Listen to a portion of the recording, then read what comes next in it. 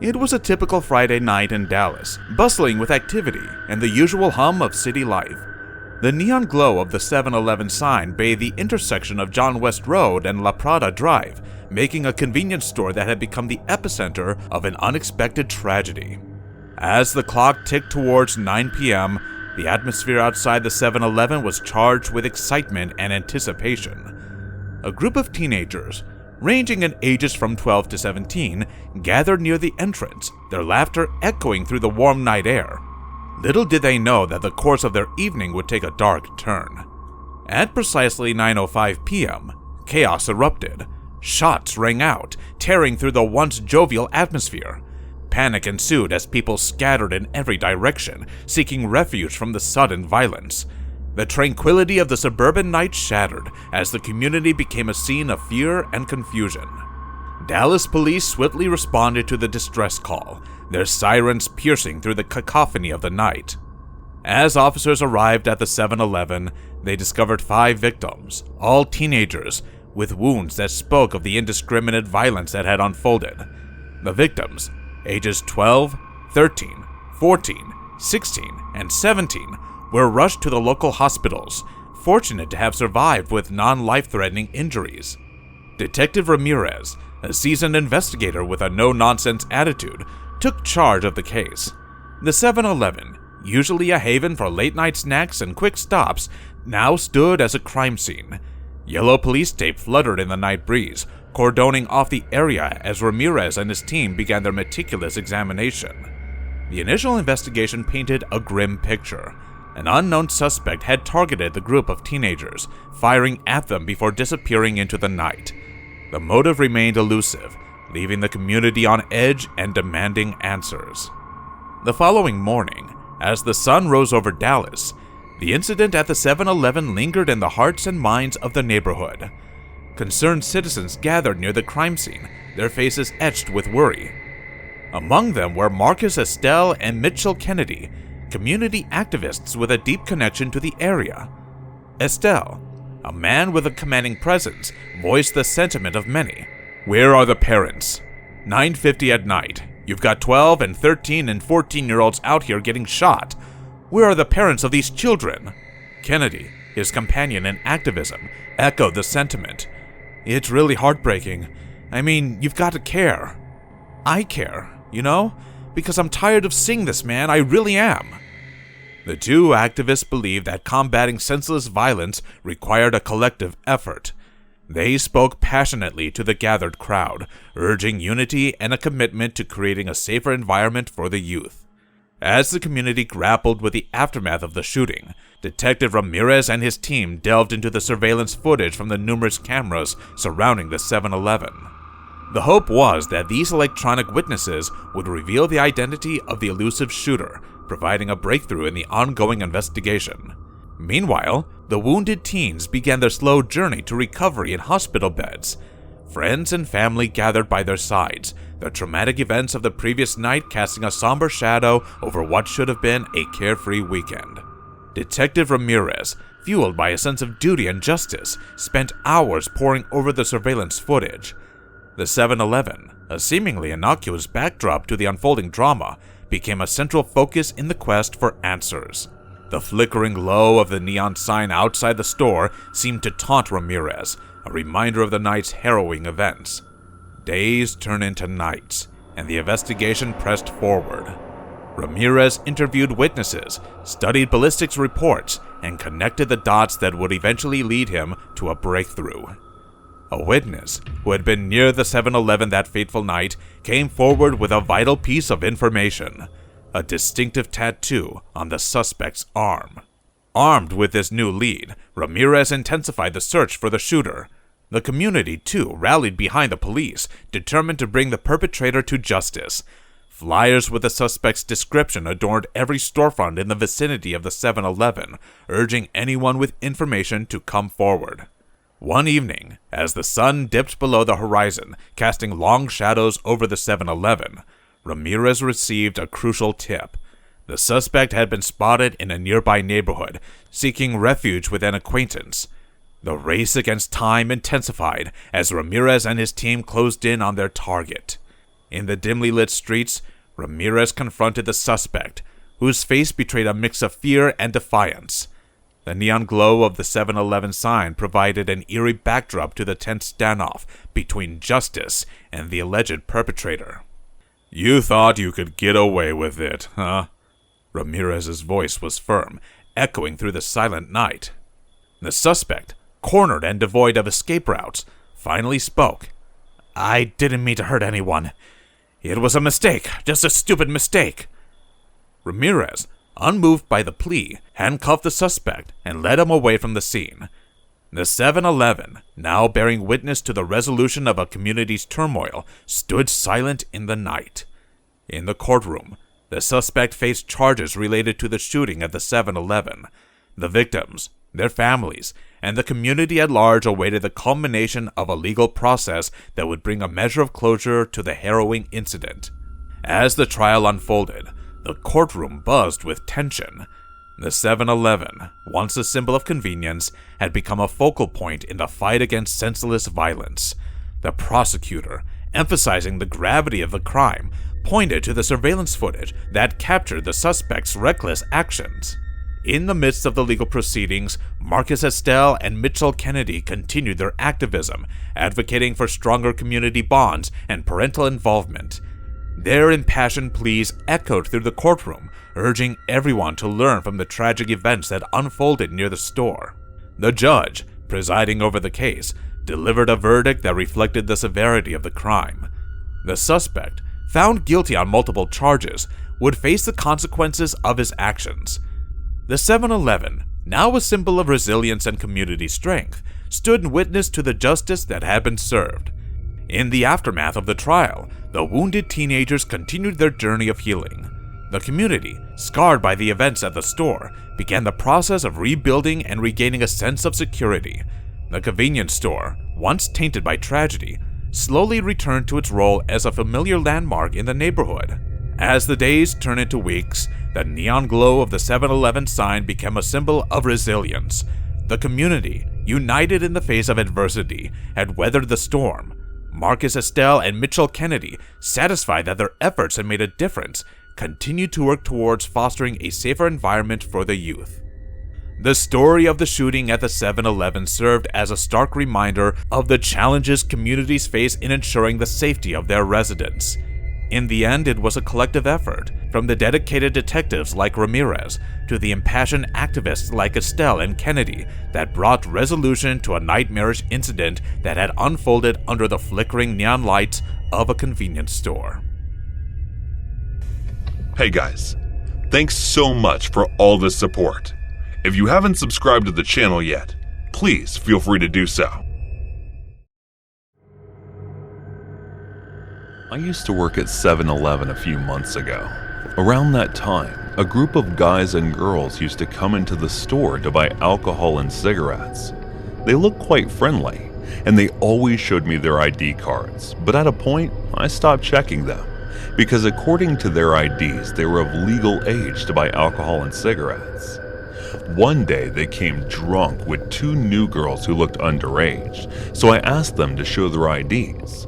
But Claire, who was among the group and also one of the regulars, said, "Oh, come on, Gil. Don't you know we girls look a lot younger than our age? Besides, we don't have their ID cards with them right now." She winked at me after saying that, which made me embarrassed. They started to insist that I sell them alcohol and cigarettes because they were also of legal age. Fine, but only this one time, and next time you will be showing me your IDs. Understood? After saying that, I let them buy whatever they wanted and then went back to work. The next evening, I got ready to head out for work. I was happy because my girlfriend was about to come to town the next day and I had decided to take a day off, so I was going to ask my boss about it today. After reaching, I started my work and was humming my favorite song when an officer came and asked me to show him yesterday's CCTV footage. I instantly started to feel bad about it, but I still called my boss and showed the CCTV footage to the officer with his permission.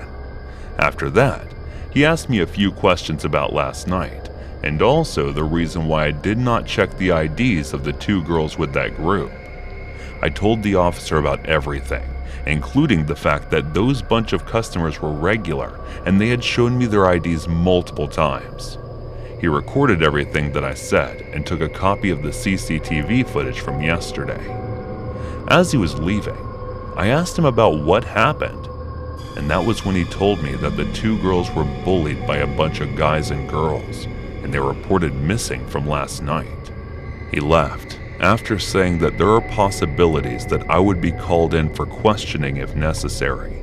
I started to feel nervous, because if this were to go to the owner's ears that I sold alcohol and cigarettes without checking their proper IDs, I could get fired.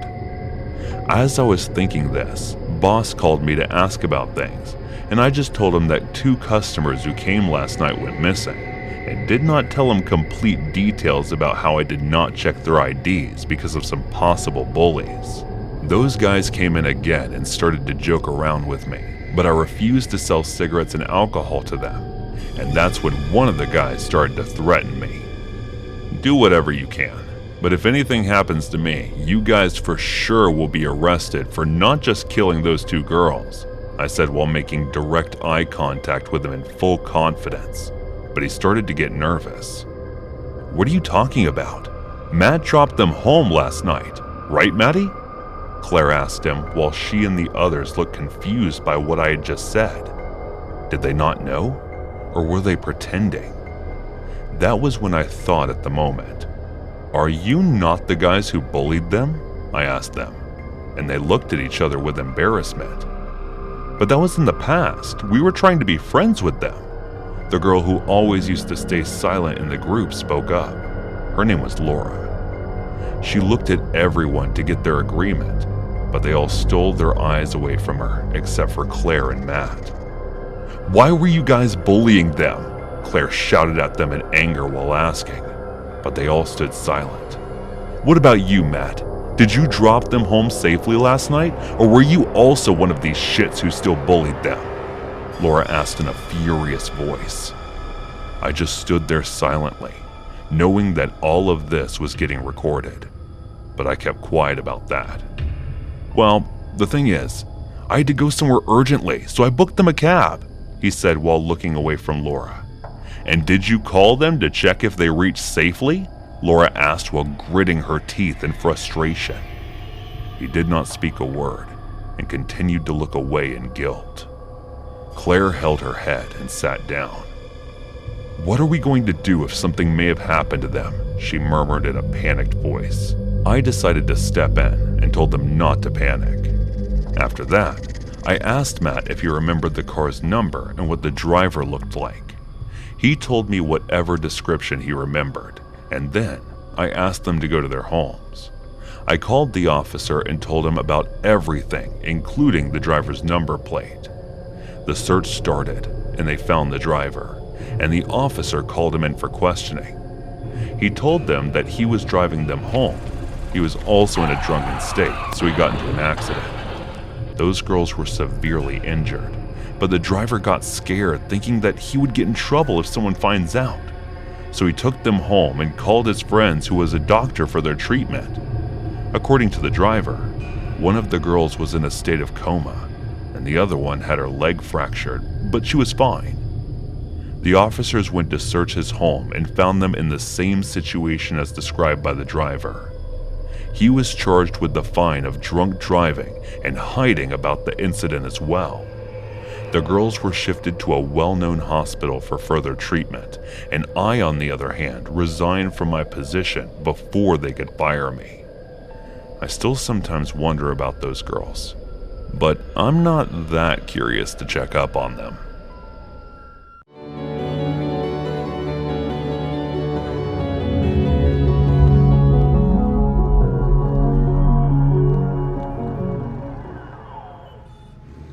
So right when I was fresh out of college, I managed to land myself a job with an engineering firm over in Pennsylvania. It kind of sucked having to move away from Rochester, New York, where all my friends and family were, but the salary this firm was offering was so sweet that I just couldn't turn it down. So I went online and got looking for apartments just outside of Philly, eventually finding an advert for a guy who was looking for a roommate for a super swanky apartment. I mean, this place was really nice, and I could get why the guy would be looking for a roommate to split the rent with, especially since he seemed to be a younger dude who was probably in a similar position as I was. However, I didn't have the time to drive down to actually look at the place or meet the guy in person, so I pretty much did all the arrangements by phone, which maybe, now that I look back on it, was my first big mistake. So I move in with this guy, Daryl, who was super chill and pretty much spent all day playing 2K since he worked nights. I figured that he must have had a pretty high-paying job, and since he had this huge flat-screen TV, lots of expensive clothes, a nice car, the works, really. We didn't talk all that much, since we were on such different schedules, but eventually, when I asked him exactly what it is that he did for a living, he gave some super vague answer about having some kind of accountancy job. And no matter how much I pressed him for details, he always gave some wishy-washy answer until he got tired of the questions and changed the subject. Like a lot of you reading this, I started to suspect that Daryl wasn't quite telling the truth about what he did for a living. Like, not once did I see him wearing anything like a shirt and tie. All his clothes were super upmarket, sure, but they were all super casual. He also had a lot of visitors in the evenings before we left for work. At first, I figured they were just friends of his, but there were a handful he didn't seem all that close with. And every time they stopped by to see him, at some point they just scuffle off into Daryl's bedroom for a while, talking in hushed tones before the visitor eventually left. I knew something was going on, but as embarrassing as it is, back then I was pretty naive. Besides that, I really didn't think it was any of my business. The last thing I wanted to do was upset my new roommate and screw away such a sweet living arrangement. So, this one Saturday, I'm in the local 7-Eleven just like a block away from the apartment, when this dude comes up to me as I'm looking at coffee and asks me if I'm the guy who lives with Daryl. Obviously, I'm all like, yeah, good to see you, dude. I didn't recognize the guy, but I figured that he'd visited the apartment one time and I just couldn't quite remember his face. He's being all friendly and whatnot, making small talk about this and that before he asked if I know whether or not Daryl was at home right then. I told him I didn't know, but that since it was like mid-afternoon that he probably was since he worked nights, whatever that entailed. And the guy's all like, okay, cool, I might stop by and say hi. And all this stuff, then makes some excuses and leaves the store. I pick up a few things and head back to the apartment, half expecting to see the guy from the 7-Eleven when I walk through the door. Only he's not there, and when I tell Daryl about how I saw one of his buddies in the store, he has no idea who I'm talking about. Even when I describe the guy in quite vivid detail, he has absolutely zero clue who I'm referring to. He starts reeling off names, asking if it was Deshaun or Robbie or Angelo, and it's then that I sort of realize that the guy haven't given me a name at all. Which is weird, right? I mean, I thought it was. You think the dude would have been like, tell him such and such said hi, or at least something like that. I didn't really think anything of it at the time, but Daryl seemed just a little too freaked out by the encounter for my liking. And in the moments after I told him, he marches off into his bedroom and stays there for the rest of the evening, talking to someone, I'm guessing on the phone, in those same hushed tones that I was used to hearing. A few days after this, I'm walking back up towards the 7-Eleven to grab some milk for coffee when I see the same dude that hadn't given his name parked up at the side of the road. He calls out to me, greeting me and making chit-chat in that same warm way he had before again asking if Daryl was home. This time I straight up lie to him, telling him that, yeah, Daryl was home, only this time he was with a bunch of his friends playing 2K. He wasn't. He was actually out visiting family across the city, but there was something about this guy that I really didn't like. I quickly make an excuse telling him I had to go, and it was only then that this guy's demeanor started to change. He wasn't all smiles and laughs anymore. He just eyeballed me as I walked away, and he was still there when I walked back, just watching me as I walked towards our apartment. I should have seen it coming, and I feel like such an idiot for not knowing what I was headed for. But I guess in hindsight, it's always 2020. Because a couple of nights later, I was just about to catch some sleep when Daryl finally comes home from work. He seems a little shaken and asks me if anyone had called by the apartment that evening. I tell him no, it's been pretty quiet, but The answer doesn't satisfy him. He asked me if I'd seen anyone at all, anyone hanging around the area that I didn't recognize. I'd already told him about the second encounter that I'd had with the 7-Eleven guy, and this time it had creeped him out even more. He asked if I'd seen that same guy at any point that evening, and I told him no, that I hadn't seen him since that weekday evening. I turned the whole thing around and asked him why he was so nervous about this, if anything had happened at work that evening, but he was his usual cagey self. He just retreated to his bedroom where he apparently went straight to sleep, which is exactly what I did too. Next thing I know, I'm waking up to this loud banging on the front door to our apartment. I had pretty much knew exactly what the deal was. Daryl had gone out to make a call, as he sometimes did at this time of night, and had left his keys in the apartment. This had happened a handful of times before, and I was honestly getting really sick of being woken up by it. I'd suggested he actually put his car keys and apartment keys on the same key ring, but nope, apparently that meant if he lost one set, he lost both, which maybe was quite a smart idea in the long run, but that's beside the point. So I'm all bleary-eyed, shuffling toward the front door in my underwear and a t-shirt when he starts banging again. I'm like, all right, I'm coming. Stop with the banging, Jesus. Before I undo the deadbolts and open the door, I start saying something like, you really should just attach those freaking keys, when I see it's not Daryl at all. In fact, I have no idea who the guy at the door is, because he's wearing a freaking ski mask, and I have absolutely not the time or will to ask him, nor the other two idiots that he's with, because as soon as I open the door, he points a gun in my face, and then frog marches me back inside the apartment before locking the door behind them. The ski mask guy makes me kneel on the floor in the TV room and whispers to me that if I shout or anything, he's going to blow my brains out. I was absolutely terrified. I mean, more scared than I've ever been in my entire life. I had these uncontrollable shakes, like I had trouble just holding my head up. It was more comfortable for me to just rest my chin against my chest and pray that it'd all be over soon. This had a dual purpose too, because the last thing I saw before I did so and shut my eyes tight was one of the guys placing an empty plastic bottle of the muzzle on his pistol. Naive over something I was, yes, but I knew enough to know that this was some kind of ad hoc way to silence a shot. I didn't want to see what happened next, and I'm glad I didn't, because they burst into Daryl's room, and I heard the pop of that pistol as they shot him. I thought he was dead for a few minutes, like I was convinced that they just straight up executed him right there in his bed. And that was until they dragged him out of the bedroom, bleeding and cursing, and threw him down on the TV room floor a few meters away from me. The one guy kept his gun to the back of my head while they pretty much tortured Daryl right there in the TV room. One guy stamped on the bullet wound that he had, leaning on it with his sneaker, while the other forced his face into a couch cushion to muffle the screams.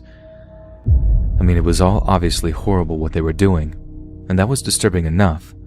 But what really got me was how they seemed to enjoy the whole thing, how they seemed to take an immense amount of personal pleasure in causing us both as much pain and distress as was physically possible. It was like hearing Darrow's cries of pain was the funniest joke they'd ever heard, how the sight of his blood was the most fascinating, satisfying thing they'd ever seen. And it was then that it all came out. Like I said, you might have guessed what the deal was by now, but I pretty much had no idea back then. I was just so young and dumb. Daryl was a drug dealer and this was a robbery. So they beat the life out of him until he finally spoke up and told them where he kept his money in his stash. But I mean, for a while there, I thought they might have gotten the wrong place. Daryl flat out denied knowing what they were talking about and insisted that they got in the wrong place and how there was nothing to find there. But in the end, he broke and told them. They then took to clearing him out, and from what he told me, after he'd been discharged from the hospital for a fairly superficial gunshot wound to the shoulder, they'd taken him for about $20,000 plus. I had to cover Daryl's rent for a few months until he was well enough to get himself a real job. Turns out he was an actual college graduate with a business degree and was dealing in college to make a little money. When he graduated, the money came too easy that he just didn't bother to get a legit job. He wasn't a gangster. He just didn't have that kind of personality, which I suppose it would made him the perfect prey for the actual criminals that broke in that night. We got over what happened, but obviously Daryl still has this big old scar on his shoulder, a reminder of one of the worst nights of our lives, one that'll always be with us no matter where we go, or what we do, or who we become.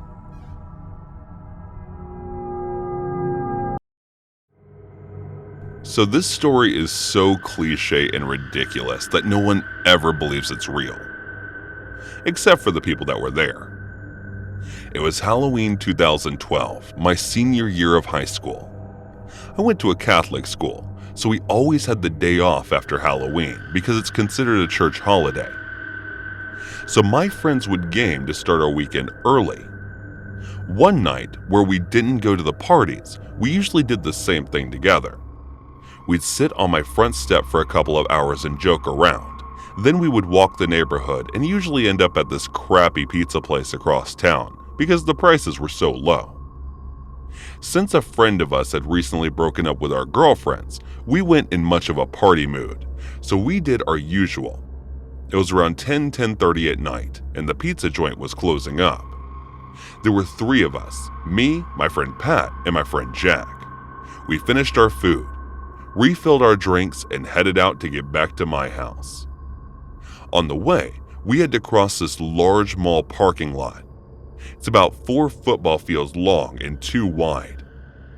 I should mention at this point that we weren't dumb, naive kids. We'd all grown up in the city and had our fair share of urban experiences. All 3 of us were pretty streetwise and were competent out on the street by ourselves. But we had experienced something that night that we were totally not prepared for. So we were walking through this parking lot, and it was absolutely desolate, not a soul in sight, when suddenly we saw a white tradesman van creeping slowly behind us about 100 yards back. I know the old white van cliche, but I swear this is a real story. I pointed it out to my friends, and we picked up our pace. We put the collars on our jackets and hunched our shoulders to make us seem a bit bigger than we were. And in an instant, the van sped up and cut off our path. Everything in the van was pitch black, so we couldn't see any people. And that was when someone yelled out in a non-threatening voice, "Hey man, happy Halloween! You guys like Halloween?" Despite the jovial manner in which this was said, a van doesn't cut you off in a parking lot unless it has bad intentions. We had nowhere to go. We couldn't run, but they're in a van. They would catch up to us easily, and we'd have to turn our backs to them. He said again, "Hey man, you guys like Halloween?" I responded, trying to sound tough. "Yes, it's over now, so we're heading home and you're in our way." "Now dude, Halloween is over. We still got tons of candy in there." The tone suddenly shifted, and we still couldn't see anyone in the van. The 3 of us puffed out a chest and got ready for a fight. After a brief silence that felt like it dragged on for hours, Jack cuts the tension by surely saying, "Listen, dickhead, I don't know what you're thinking about to do, but if you don't leave, you're gonna get your ass kicked." Once he'd said that, the back door of the van swung open, and 2 very tall men stepped out. They had black suits with black leather gloves and were well built and strong looking. But the most menacing thing was that they were both wearing these cheap Mitt Romney masks. That's when we realized this wasn't a Halloween prank. At that moment, all 3 of us went to take off, but the van started driving circles around us. There was no place for us to go. We had no idea how we were going to get out of this situation, and I had no idea what these guys were planning to do with 3 18-year-old men. But they seemed like they knew what they were doing. We were all getting ready for the fight of our lives, but then the van stopped, and it looked like they were about to make their move. That was it. I mentioned that there was 3 of us that night.